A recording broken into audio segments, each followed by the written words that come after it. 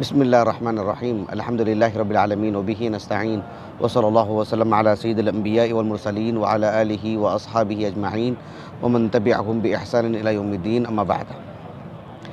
انشاءاللہ تعالی ایک دو دن میں ایام حج کا آغاز ہونے جا رہا ہے۔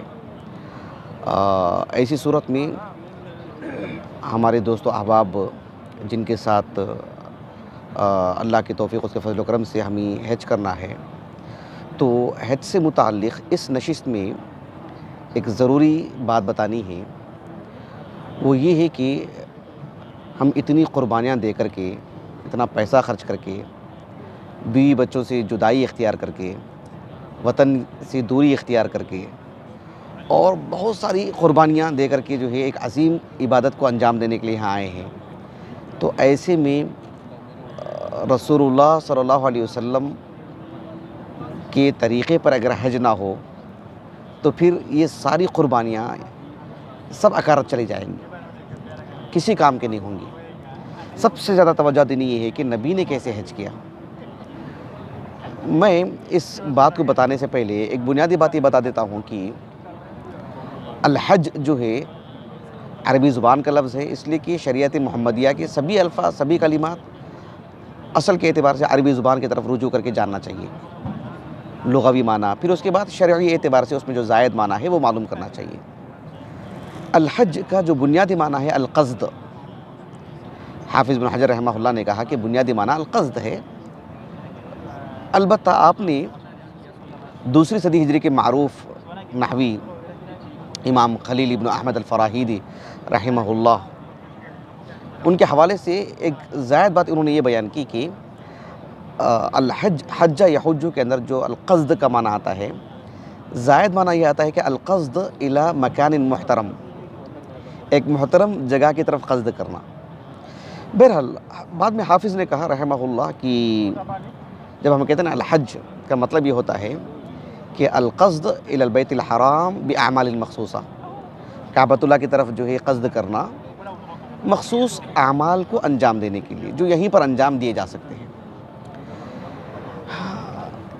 نبی کے طریقے پر حج کرنا یہ ہماری گفتگو ہے، اس لیے کہ آپ دیکھو ایک حدیث ہے متفق علیہ صحیح بخاری صحیح مسلم کی، ابو ہریرہ رضی اللہ عنہ کہتے ہیں اللہ کے رسول نے کہا صلی اللہ علیہ وسلم الحج المبرور لیس لہ جزاء الا الجنہ۔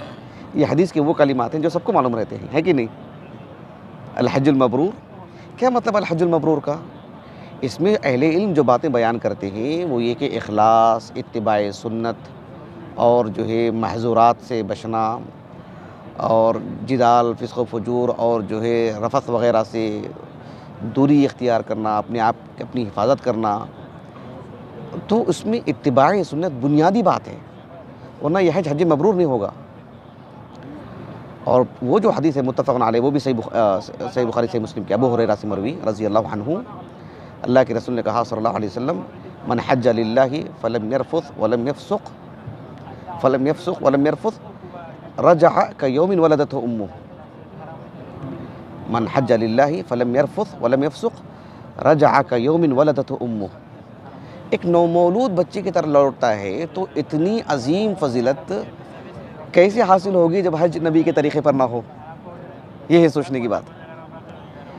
اس لیے کہ یہ اتنی اہم چیز ہے کہ آپ دیکھو یہ جو کعبۃ اللہ ہے، ابراہیم اور آپ کے فرزند اسماعیل علیہ السلام نے جب اس کی تعمیر کی تو کیا دعا کی تعمیر کے بعد؟ ربنا تقبل منا انک انت السمیع العلیم ربنا وجعلنا مسلمین لک ومن ذریتنا امۃ مسلمۃ لک، کہا ارینا مناسکنا۔ کیا مطلب ہے ارینا مناسکنا؟ اس آیت کی تفسیر میں عبد الرحمن ابن ابی حاتم الرازی رحمہ اللہ نے جو اقوال ذکر کیے ہیں اس میں سے ایک بات یہ کہ اللہ سبحانہ و تعالیٰ کی یہ جو عظیم عبادت ہے اس کا طریقہ معلوم ہو۔ اللہ نے وحی کی روشنی میں بتایا تو وہ اس روشنی میں آپ نے حج کیا۔ اللہ کے رسول صلی اللہ علیہ وسلم نے ایک ہی حج کی ہے مدینہ جانے کے بعد، جسے حجۃ الوداع کہتے ہیں۔ صحیح مسلم کی حدیث ہے، طویل حدیث کا ایک حصہ ہے وہ، حالانکہ امام مسلم نے اس کو جس سند سے لائے ہیں اختصار کے ساتھ۔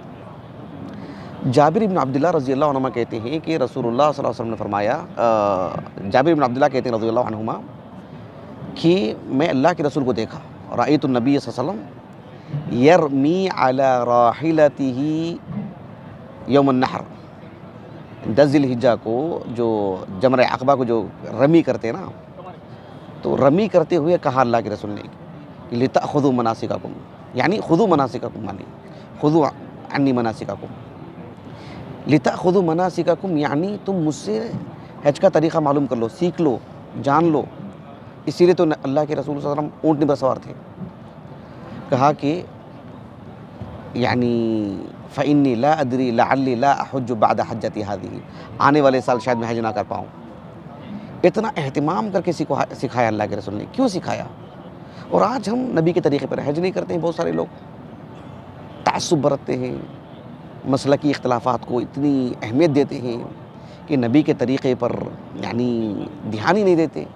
یہ بالکل بھی مناسب نہیں ہے۔ میں ایک واقعہ سناتا ہوں آپ کو تاریخ کا، بڑا دلچسپ واقعہ ہے۔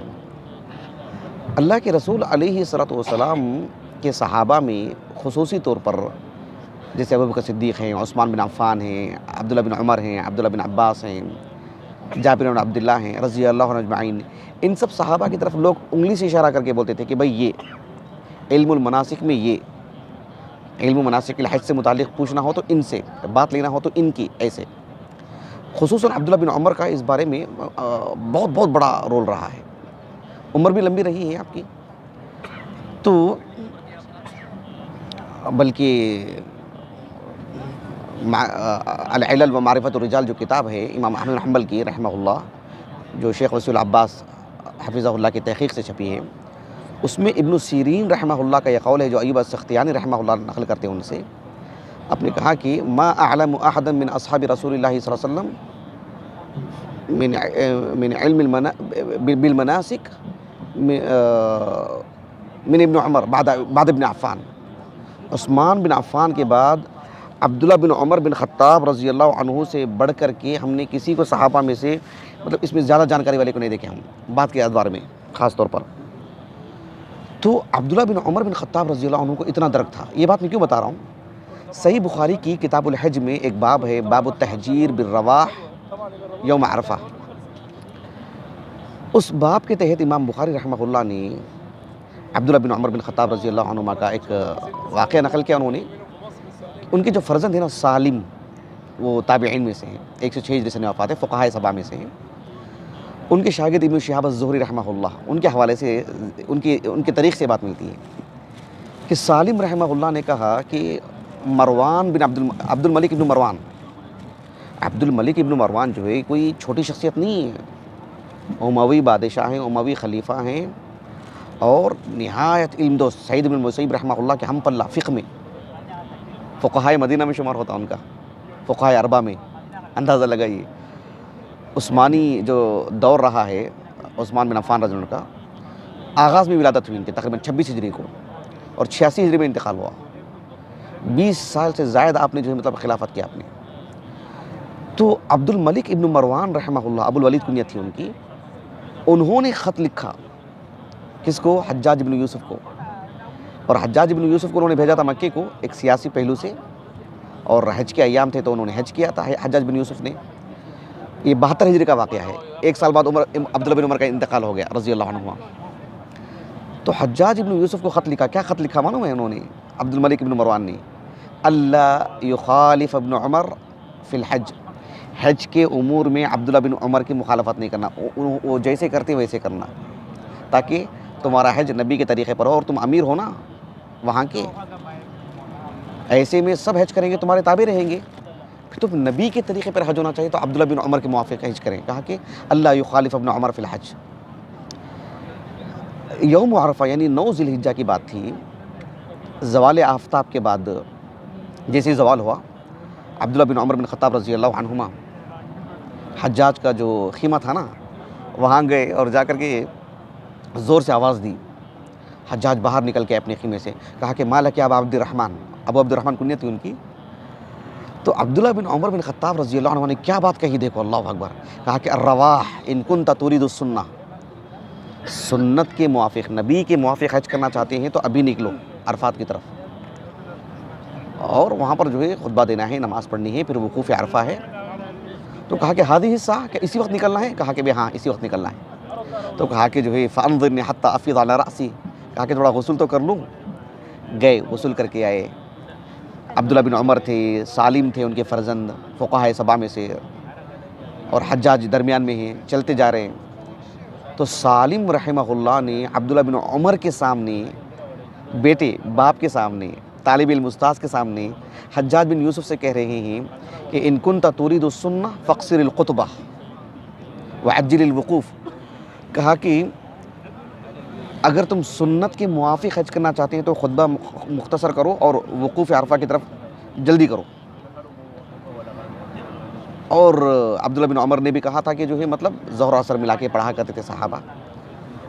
تو جب حجاج بن یوسف کو سالم نے یہ بات کہی تو حجاج بن یوسف نے عبداللہ بن عمر کو دیکھا اسے، آپ کیا کہتے ہیں دیکھنے کے لیے؟ کہا کہ صدق، بیٹے نے سچ کہا ہے۔ کہا کہ ان کنت ترید السنہ فاقصر الخطبہ وعجل الوقوف، یہ بات تھی گویا کہ سنت کے موافق حج ہونا چاہیے۔ آپ دیکھو کہ صحیح بخاری ہی میں کتاب الحج میں ایک روایت ملتی ہے ہم کو، عمرو بن دینار، وہ بھی تابعی ہیں رحمہ اللہ، وہ کہتے ہیں کہ ایک شخص نے عمرہ کیا، لیکن عمرہ کیسا کیا معلوم؟ حج تمتع میں طواف کیا اور چلا گیا اپنی بیوی کے پاس۔ کہتے ہیں کہ سألنا ابن عمر عن رجل طاف بالبیت، طاف بالبیت لیکن ولم یطف بین الصفا والمروہ، طاف بالبیت فی عمرۃ، عمرہ میں طواف تو کر لیا اس نے لیکن صفا مروہ کے درمیان صحیح نہیں کی۔ آیات امرأتہ، کیا اپنی بیوی کے پاس جا سکتا ہے؟ حلال ہو گیا وہ؟ تو عمر بن خطاب نے دیکھو کیا کہا، عبداللہ بن عمر نے رضی اللہ عنہما، کہا کہ قدم النبی صلی اللہ علیہ وسلم فطاف بالبیت سبعا وصلى خلف المقام رکعتین فطاف بین الصفا والمروہ سبعا، اور کہا سورۃ الاحزاب کی آیت لقد کان لکم فی رسول اللہ اسوۃ حسنہ، کہ اللہ کے رسول صلی اللہ علیہ وسلم نے مکہ آئے، آپ نے کعبۃ اللہ کا طواف کے ساتھ چکر لگائے،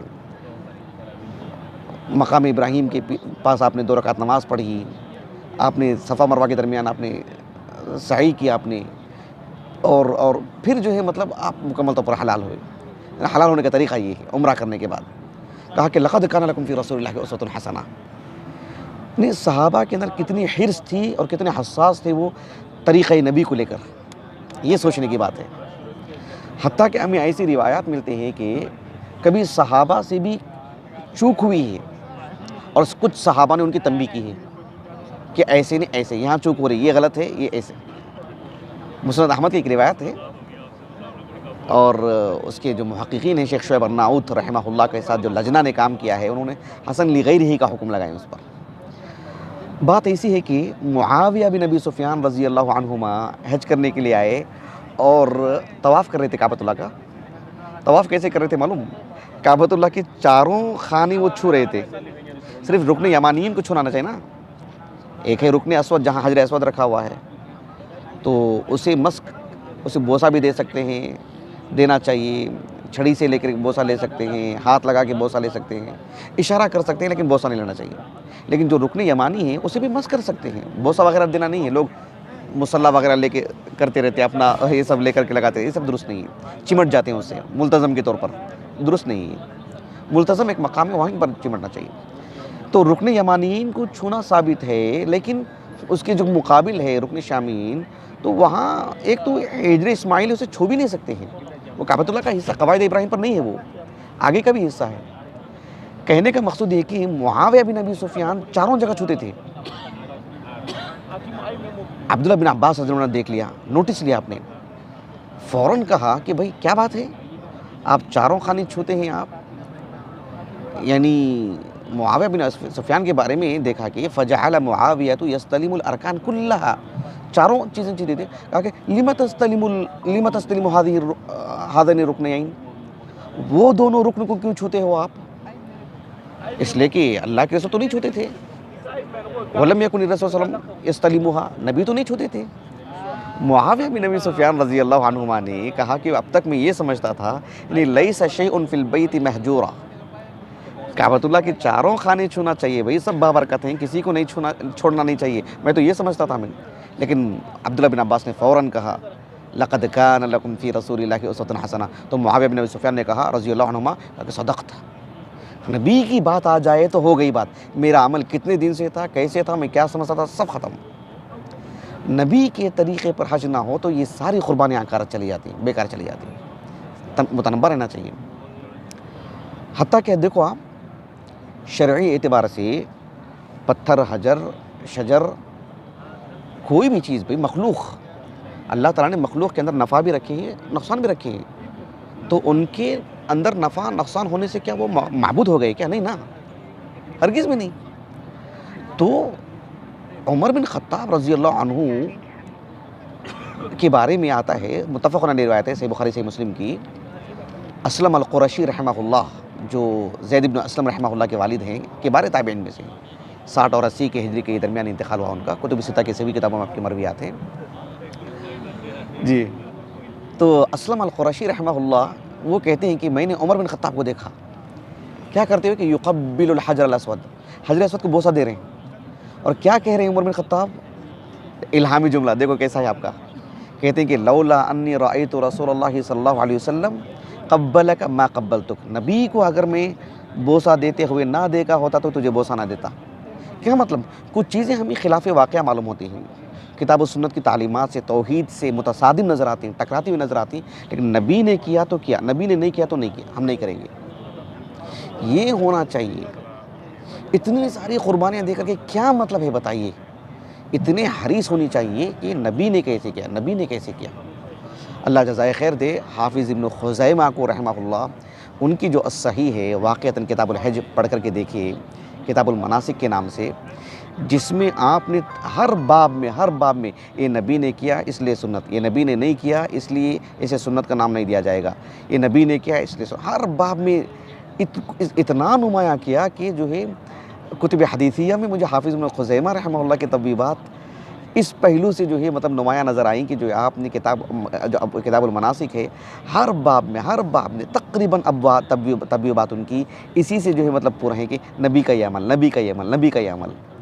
تو اس کو ملحوظ رکھنا چاہیے. اللہ تعالیٰ سے دعا ہے کہ اللہ سبحانہ و تعالیٰ ہمیں بار بار حج اور عمرے کی سعادت نصیب فرمائے اور نبی کے طریقے پر ادا کرنے کی توفیق عطا فرمائے.